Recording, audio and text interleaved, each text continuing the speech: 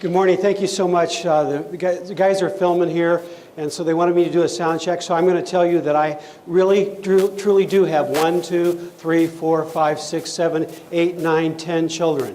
I also have 17 grandchildren, which is hard to do when I'm only 37 years old. Well, at least that's all I'm admitting to. It is great to be here. It's wonderful to see all of you.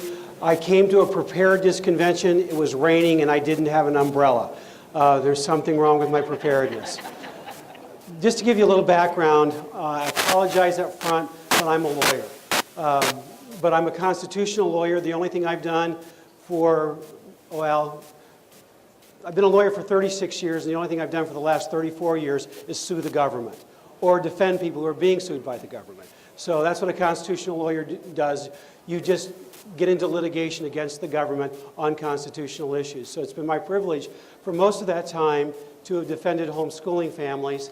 I am the founder of the Homeschool Legal Defense Association.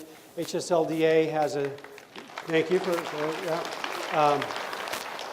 HSLDA has a staff of about 80, including, I think it's 13 lawyers that work for us, something like 12 or 13.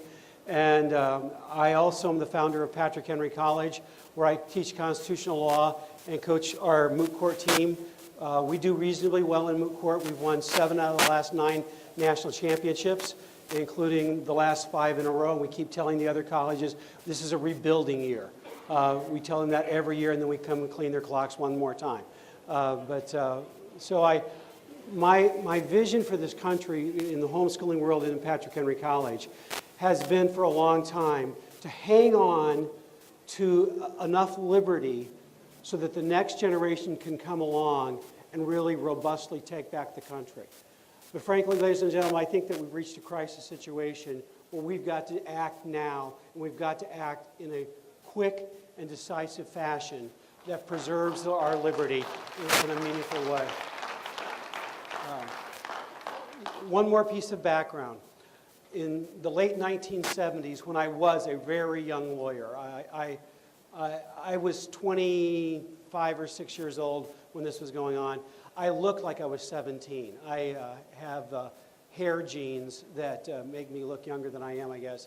But I defended 3 Washington state legislators. Actually, I represented 3 Washington state legislators challenging the constitutionality of the manipulation of the Article 5 process by Congress when they tried to change the rules for ratification of the Equal Rights Amendment. Some of you will remember that originally there were 7 years given for ratification of the ERA.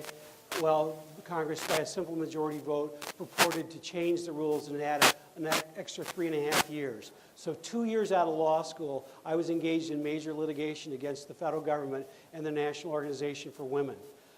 My assignment in the case became to determine whether or not any of these states had legitimately ratified the amendment. So I went back to the National Archives. In the process of doing this, I held in my hand the original ratification document of every amendment from the 13th Amendment forward, and looked at them and tried to determine the pattern of the practice of ratification of the Constitution. So I got immersed in this in a big way very early on, and I'm one of the only lawyers in the country who's ever litigated an Article 5 case at a significant level. That case went to the Supreme Court.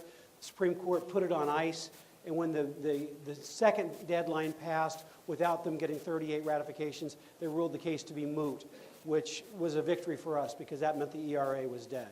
So we were excited about that, but I learned an awful lot in the process. Jump forward to this last election. I became convinced that Washington, D.C.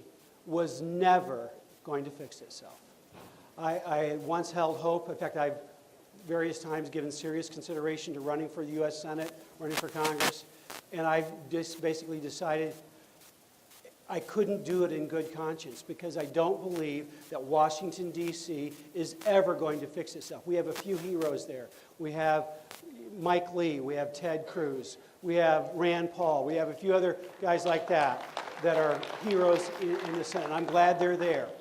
But as I talk to them, in fact, I talked to Jim DeMint this week, face-to-face about this, and he's basically in the same point that I'm at. I mean, he's not formally yet on board with Convention of the States. He's just about there, but he hasn't. He wants to study because now he's heading a big organization that's the Heritage Foundation that's looking at it. But anyhow, Jim told me the same thing that I believe. That as one U.S. Senator, it's so hard because Washington, D.C. loves one thing: its own power.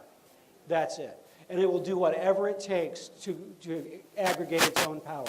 The reason that we're in debt is not that they love debt, but they don't have enough money to buy enough votes otherwise. They buy votes by spending money to get people to go along with them, and they don't care who they get the money from, whether they borrow it from China, whether they borrow it from the future, whether they print up fiat money that's worthless. They don't care which of those illicit, immoral, illegal ways they use to get money. They simply are a money power machine, and I don't care if the Republicans are in charge or the Democrats in charge. When the Republicans are in charge, the best that we get is a slower slide into the abyss. That's it. We're still sliding into the abyss. We haven't seen the Republican Party, even though I'm an absolutely active member of the Republican Party, but we still haven't seen the Republican Party in Washington, D.C. do anything structurally to change the situation, to put term limits in, to put a balanced budget amendment in, to get rid of the Department of Education. There haven't been any of those kind of changes that the populace wants, and we end up with Washington, D.C. ruining our future, ruining the hopes of the next generation, and deciding that their power is worth destroying the liberty of this country. That's their situation. Now, I've also come to believe that the combination of big cities, big media, and big government is lethal and will not allow us to use the regular federal election process to fix this. But the Founding Fathers gave us a safety net, gave us an out, gave us a way of, as the Bible says, a way of escape that we may be able to bear it. And that's in Article 5 of the Constitution.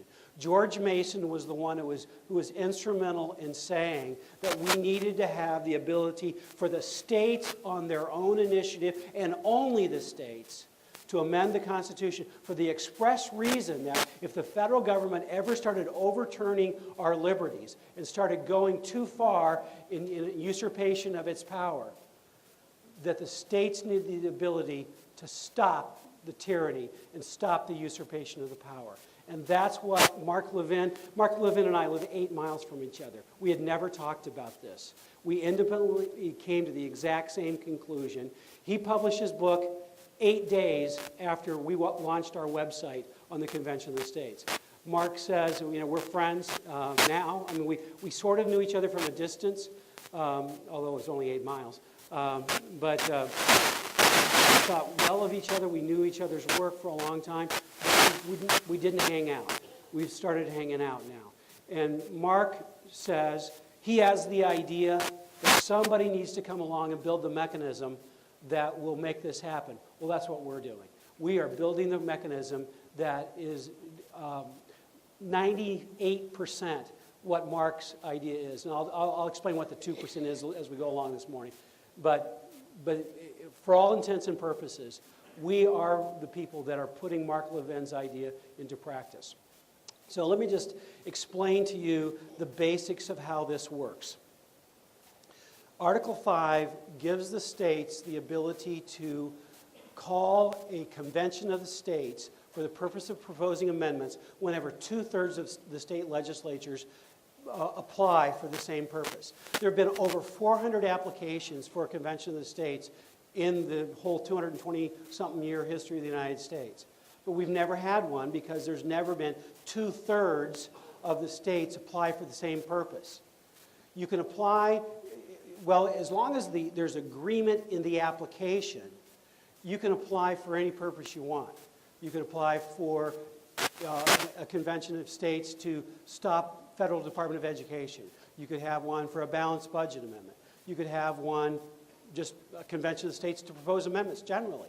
Whatever the wording of the application is, that sets the agenda. And in technical terms, it's a rule of germaneness. What's germane at the convention is dependent upon how the application is written.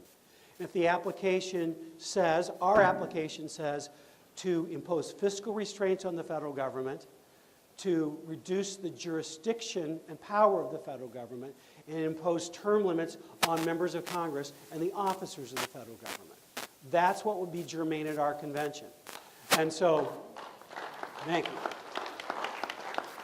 In shorthand, stopping the power of takeover Washington, D.C., that's what our convention is about. It's not just a balanced budget amendment. Balanced budget amendment would be germane. It's not just an amendment that would reorganize the Supreme Court, but that would be germane. By the way, my idea, Mark Levin has an idea for reorganizing the Supreme Court, and I would live with his idea, but I think I have a better one. And my idea is the Supreme Court likes international law. Okay, let's take an example from international law. The European Court of Human Rights has 46 countries that participate. They have 46 justices. Each nation appoints its own justice. I suggest we increase the size of the Supreme Court to 50. The states, in whatever method the states want, appoint their own justice to the Supreme Court for 6 years, and then they're done. The states appoints a new justice to the Supreme Court. No more lifetime, no more presidents, no more senates picking the Supreme Court, because the Supreme Court has become a part of the Washington power cabal. They do not believe in liberty. And so we're going to have a true independent Supreme Court. Then, well, let's let the states appoint them. That would be a way to guarantee the independence of the court. But those are, we're not at this stage writing those particular amendments. I just give you those examples to help you understand what can be done. Stage two is we've got 34 state applications that are germane. They're all aligned. Then the Congress is required to propose the date and the time, or the date and the place for the Convention of the States. We're going to offer them Patrick Henry College to be the place that we can do this. But it doesn't matter. This convention center would work. It doesn't really matter. I don't really want it to be in Washington, D.C. But any place besides Washington, D.C. is okay with me. Someplace in real America. But Congress has a duty to do it. And if they don't do it, two things will happen. The states on their own could just do it. And then secondly, we could successfully sue them and force them to do it. Within 30 days, they have not given us the date and the time. We'll make sure that the date and the time gets set and the states will meet. Because it's a convention of states, not a convention called by Congress. So we're at the convention. The basic rule is this: one state, one vote. Florida can send 2, 3, 4, 5, 6, 7, 8, 9, whatever they want. How many ever delegates Florida legislature decides to send? Washington State can send whatever number they decide to send. They get one vote. They have to caucus on each vote. And whichever gets a majority of votes of the delegates from Florida, the delegates from Virginia, the delegates from Connecticut, that's who gets, that state casts their vote according to the majority of the delegates from that state. The legislature appoints the delegates, and the one state, one vote. So whatever amendments that are proposed, there'll be some time of finalizing the wording. Mark Levin's ideas will definitely be discussed. There's no doubt about that. I have some ideas that are, similar. Some are a little better than Mark's. Some not as good as Mark's. Other people will have ideas. And, the delegates will have ideas. As long as on the topic of reducing the power and jurisdiction of the federal government, we can do that. Neither of us have proposed allowing for recall of federal officials. Somebody suggested that to me the other day. That's a good idea. That would be discussed. That would be germane at the convention. If people, we'll debate the pros and cons of it. It's a topic worthy of discussion, and maybe it will get legs. Maybe it won't, because there's pros and cons to that idea. But it's an idea that we should look at carefully, and that's what the convention would do, and settle all those things. 26 goes out, and then it goes back to the states for ratification. 38 states. Congress would say whether it's ratification conventions within the states, which would mean special elections where the people would basically be voting for the amendments or against the amendments. In a quasi-referendum, it would be candidates pledge to support the amendments or candidates pledge to oppose the amendments, and you would vote on them at a special session. I don't think Congress would do that. In the history of the country, all the amendments that we have, that methodology was only used in the 21st Amendment. So I believe that they will send it back to the state legislatures, which is, of course, the way I would prefer. But I can win it either way. It doesn't matter, because either the people or our state legislators, either one, are far more trustworthy than Congress. And so, but those are their choices. Either the people or the conventions via the people or the state legislature. I'm glad with either of those alternatives. And so when 38 states ratify the convention, or the various amendments, then it is, whatever ones are ratified are part of the Constitution. It's just like the Bill of Rights. The Bill of Rights was a package. They sent out 12. 10 were ratified. In 1992, they ratified one more of them. And so there's actually 11 parts of the amendments to the Constitution are from the Bill of Rights now, 1 through 10 and 27. But it would be the same thing. We would have the ability to, if say 7 are proposed at the end of the day, states, whatever number got ratified by 38 states, that would be what we would adopt into the Constitution, whether that's 1 or 7 or any number in between. The governors have no vote, no veto. The president has no vote, no veto. Congress has no vote, no veto. Congress plays the limited role of time and place for the convention and which method of ratification. They have no material vote. It's just simply a processing kind of thing. Other than that, it's just state legislators. So state legislators are the key. How are we going to make this happen? It really is a matter of numbers. Mark Meckler, who's the president of Citizens for Self-Governance, that's sponsoring the Convention of the States project. I'm running the project. Mark runs the parent organization. Mark is the co-founder of the Tea Party Patriots. Built the largest Tea Party group in the country. I have been organizing and working with homeschoolers for over 30 years. I know how to build grassroots activity there. We still hold the record for the biggest grassroots outpouring in 8 days in the history of Congress in 1994, when George Miller from California tried to effectively ban homeschooling by manipulating a teacher certification rule. We had 3 million phone calls in 8 days. I know how to organize grassroots. Eric O'Keefe is one of our board members. Eric was the father of the term limits movement that he successfully got through 27 states. That's your team. Forbes magazine has called the three of us the SEAL Team 6 of American politics. We know how to do this. We have done this a long time, and we are committed to working together to make this happen, because if we don't, the country is going to go down the tubes. That's just simply the reality. Now, it is not as difficult as people might think. Our goal is 38 states to ratify. So the strategy comes not with calling the convention, but by ratifying the amendments. You start with the ultimate victory and you work backwards. 38 states have to ratify. So we're going to work in all 50 states, but we're primarily focused on 40 states, because you got to get to 38 and you got to give yourself a little wiggle room. There are 10 states that are really hard, like California, Massachusetts. So we're not going to place our prime efforts in California, Massachusetts, and 8 other states like that. Florida is a state we got to have. We just absolutely have to have Florida.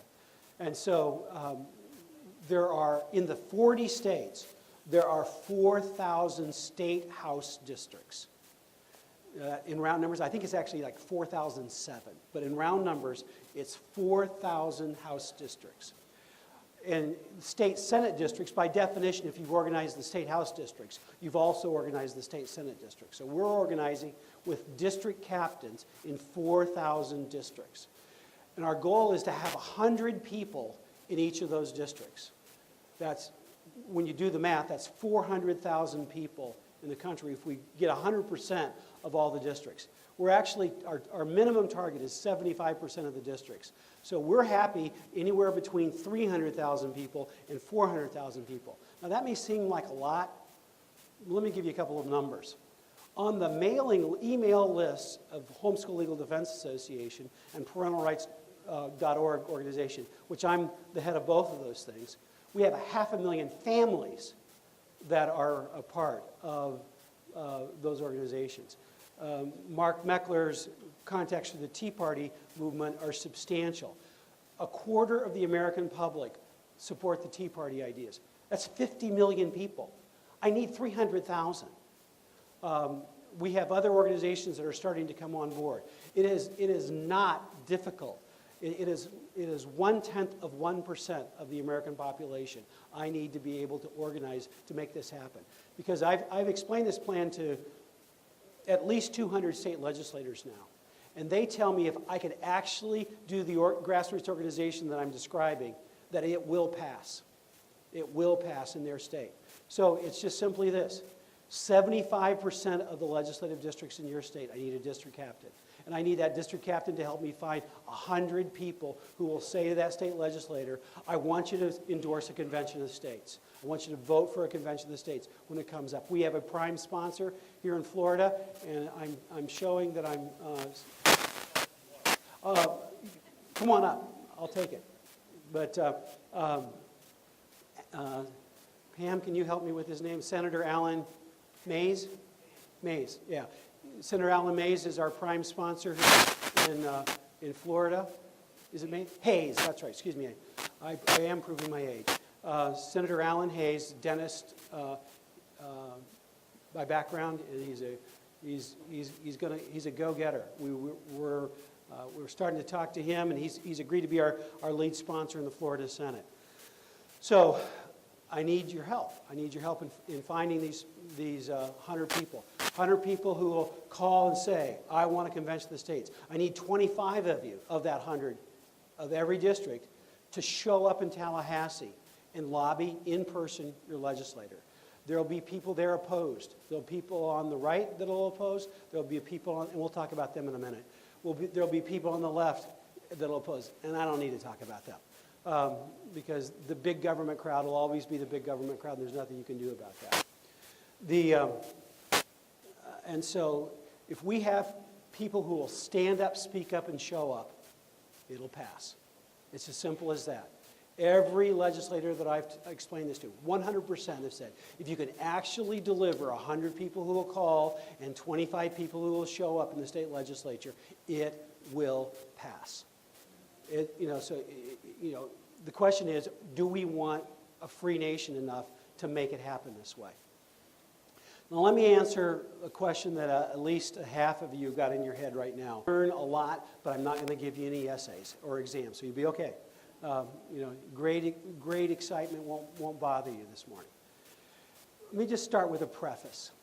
Anybody that considers themselves a friend of the Constitution of the United States and says that our Constitution was illegally adopted has defamed the Constitution of the United States. And I don't know why in the world they consider themselves a friend of the Constitution. It is not true, and it is not loyal to the Constitution of the United States. The Constitution, the test of loyalty in this country is we defend the Constitution of the United States against all enemies, foreign and domestic. And among the domestic enemies, well, some of them live in the White House, of the Constitution of the United States. Among the other domestic enemies of the Constitution are those who argue that it was illegal. To me, that's an enemy of the Constitution. So let me tell you the real history of the adoption of the Constitution. You've heard that the Constitution Convention was called for the limited purpose of amending the Articles of Confederation. Well, that's not true. Because the Congress under the Articles of Confederation isn't the one who called the convention. The states called the convention.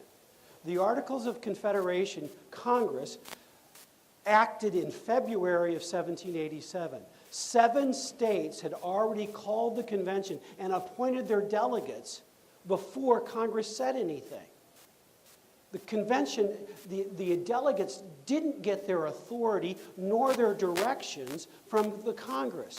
The delegates got both their authority and their direction from the states. And the states told them, go to Philadelphia, rewrite the Constitution, that's what they called it, rewrite the Constitution to make it adequate for the exigencies of the nation.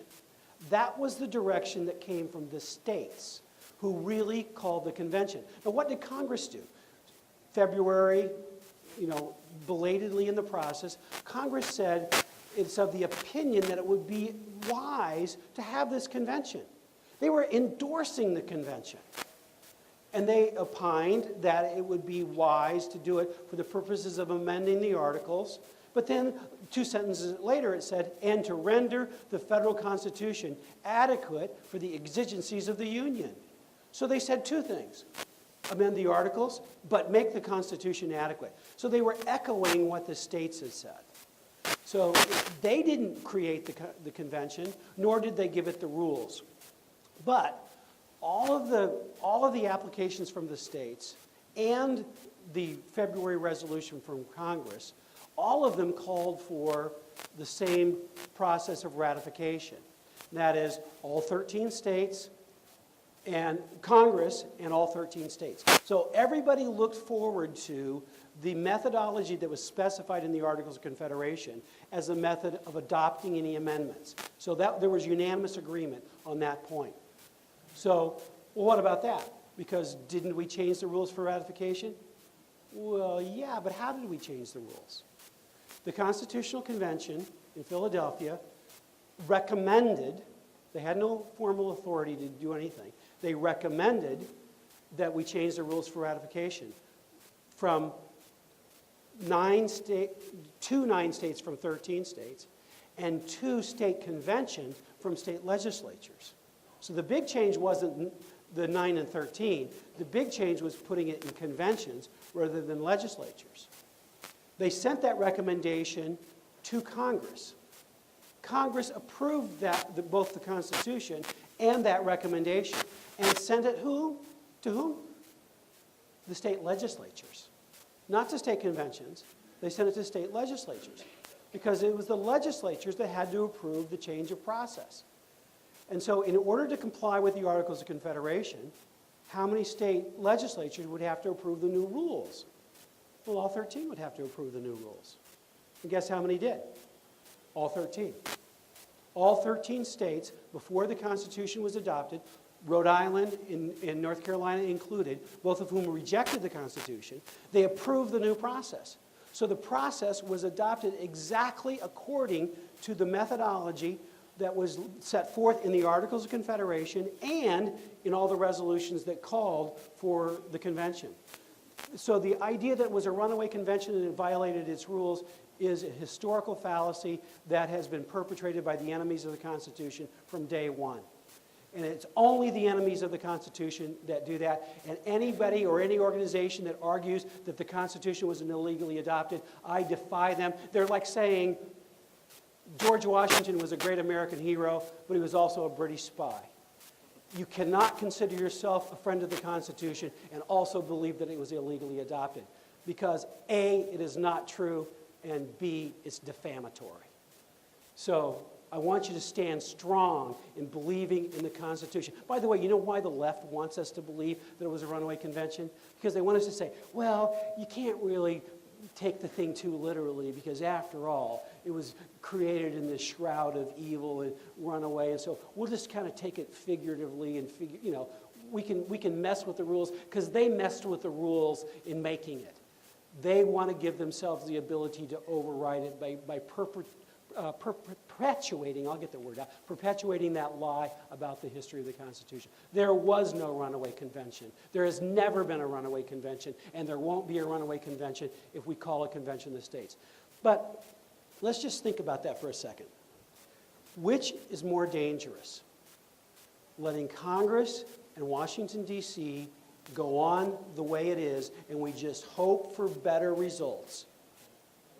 Or we call a convention the states, controlled by the state legislatures, controlled by the states, and we initiate this process where you get 34 votes, then 26 states, then 38 states. The checks and balances on this process, I say it's, if there is a risk, it's less than 1%. The risk of doing nothing, the risk of hoping somehow the status quo is going to magically fix itself, the risk is 100%. They are going to bury this country. Let's just take the debt for a second. The supposed debt is $17 trillion. The only reason they get to that number is because they play funny rules of the accounting. If you buy a car on one of these no money down, no payments until January kind of deal, and you drive off the lot, and let's say the car is $40,000 and you finance the whole thing. Normal people think when you drive off the lot, you owe $40,000. Your payments aren't due yet, but you owe $40,000. Congress would say you don't owe anything because you don't owe anything until your first payment's due. And when the first payment's due, all that's due is the first payment. That's how they calculate the national debt. I am 62 years old. Nobody gasp. You're supposed to gasp. How's that possible? Okay. I'm eligible for Social Security. An actuary can compute the amount the federal government owes me for Social Security. But the amount that they carry on the debt, I paid in a whole lot of money over a long time into Social Security. How much do they carry on the national debt for what they owe me? Zero. Not a nickel. They've stolen all the money I paid in. They call it borrowing, but they really stole all the money I paid in. It's not there. The trust fund is entirely bogus. The real national debt, we've seen Detroit going bankrupt. Why? Because they have unfunded pensions. We've seen states having real problems. They have unfunded pensions. The United States has unfunded Medicare and unfunded Social Security, unfunded military pensions, unfunded federal government pensions. The true national debt is at least $70 trillion. It probably is north of $100 trillion, and it's probably actually closer to $200 trillion. Keep in mind that if you took all the money that all the private companies, all the private individuals, everything that everybody owns, the net wealth of every American and every American company is about $65 trillion. Our government owes more than we own completely, which is why taxes will never fix this problem. They would have to take everything, not just 50% of this year's income. They have to take 100% of everything we own to be able to, satisfy the true national debt. I'm going to do questions in just a little bit. So, ladies and gentlemen, it's time to take the credit card away from the teenagers in Washington, D.C. We have to do it. And we're not going to do it with electing, I want to keep electing people like Ted Cruz and Mike Lee and, people like that. We got to keep doing that. But that's putting our finger in the dike. We have to have a real solution, a solution that is as big as the problem. And the problem is Washington, D.C. And, if the package of amendments that I think should pass actually happen, Washington, D.C. would be in charge of three things: foreign policy, national defense, care of the monuments in D.C. That's it. Now,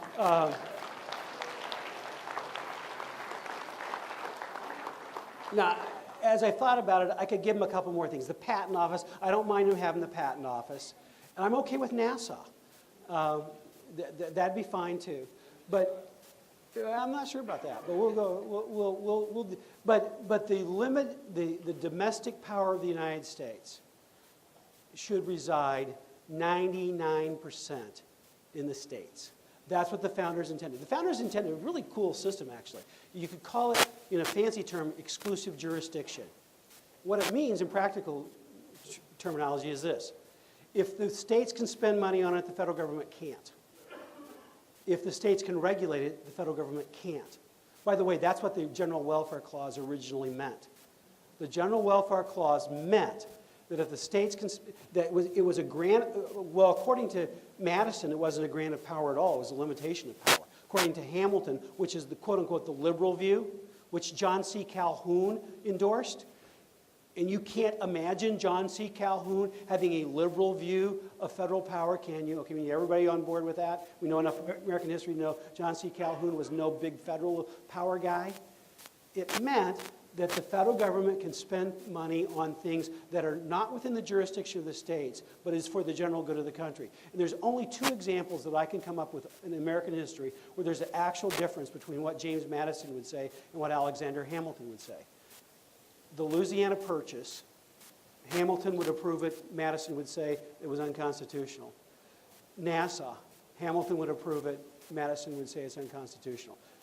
Madison would say we probably need to amend the Constitution to make both those things happen, but his view of the General Welfare Clause would not be permitted, because in both circumstances, the federal government was buying the Louisiana Purchase. Was that for the good of the whole country? Yeah, it was. Was it something within the power of the states to do? No, it wasn't. That's clearly something that the nation had to do. NASA, is that something that's within the jurisdiction of the states? Is it good for the country? You get the answer, the same answer. Yes, it was good for the country, and no, it was not within the legitimate jurisdiction of any state to do the space program. So so those are the only two examples I can come up with. Welfare. Can states spend money on welfare? Yes. If states can spend money on welfare, the federal government can. Highways. Can the states spend money on highways? Yes. If the states can spend money on highways, the federal government can. By the way, you want to know how the states, if we need a national system, states know how to do this. Banking law is state law. You know, there's the stupid Federal Deposit Insurance Corporation that messes stuff up. But basic banking law is all state law. It's called the Uniform Commercial Code. Because the states figured out, who controlled banking laws, it would be good to have this system work nationally, nice seamless system. So they got together and they appointed commissioners called the Uniform Commercial Code Commissioners. They designed state law to make the system work like clockwork. And all 50 states passed the Uniform Commercial Code with very minor modifications from state to state. And it works great because the states figured out how to do it and the states made it happen. So if we need to have on domestic issues that kind of cooperation, we don't have to have the federal government doing it. The states can get together and do just like they did in the Uniform Commercial Code. This nation can work in a terrific fashion if we have the states doing a few things well and the federal government doing a few things well. Congress thinks they're God. And I mean that quite literally. Because you ask yourself the question, who's going to solve all your problems?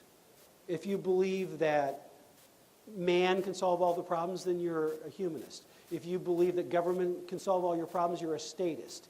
If you believe that Washington, D.C. can solve all your problems, then you're a human, then you're a federal statist. There's other kinds of, but if you believe that only God can solve the problems, then you actually are a theist or a Christian or Jewish or something, some religion that actually takes the idea of God seriously. Then we need to make sure that our country understands that the purpose of government is to protect life, liberty, and property, and that each government needs to stay within its sphere of jurisdiction. We can make this happen. Ladies and gentlemen, you are involved on the ground floor of the greatest thing that's happened in the United States since the 1770s. Nothing that comes close to this. You know why? Because nothing like the need has been here until now. It's too centralized. It is way too centralized. Amen. And the genius of this country is we centralize for national defense. We centralize for foreign policy. Everything else, all the other big things, education, Common Core, what a great waste, dangerous waste of time and money that will make the school system dangerous and dumb down. And so, if you want information of that, by the way, go to the website, hslda.org/Common Core. We've got a whole bunch of stuff, including a 36-page document that gives you all the details you'll ever need to know about the Common Core. But that comes because of a misuse of the General Welfare Clause. That's where that came from. And the General Welfare Clause needs to be written to say this: if the states can spend money on it, the federal government can't. Just exactly like that.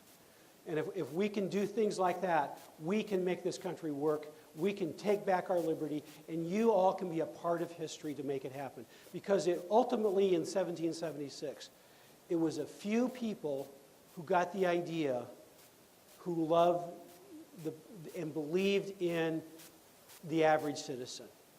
The elitists opposed them. The elitists oppose us now. The elitists oppose Mark Levin. The elitists oppose people like me. They oppose Mark Meckler. They oppose me. They oppose others who are working to save liberty. But we believe in average American citizens. We believe that you're smart enough to help make this happen, and we're depending on finding 300 to 400,000 of you to make it happen. So I need every single one of you here to help us do this. I need you to go to our booth 48 and sign up, and I need you to be a part of the team. I need district captains out of this room. I need people who will be the citizens. I need you to all go on Facebook and tell your friends. Link to our Convention of the States Facebook page and our website. I need you to help spread the word. If you'll do that, we're going to save this country.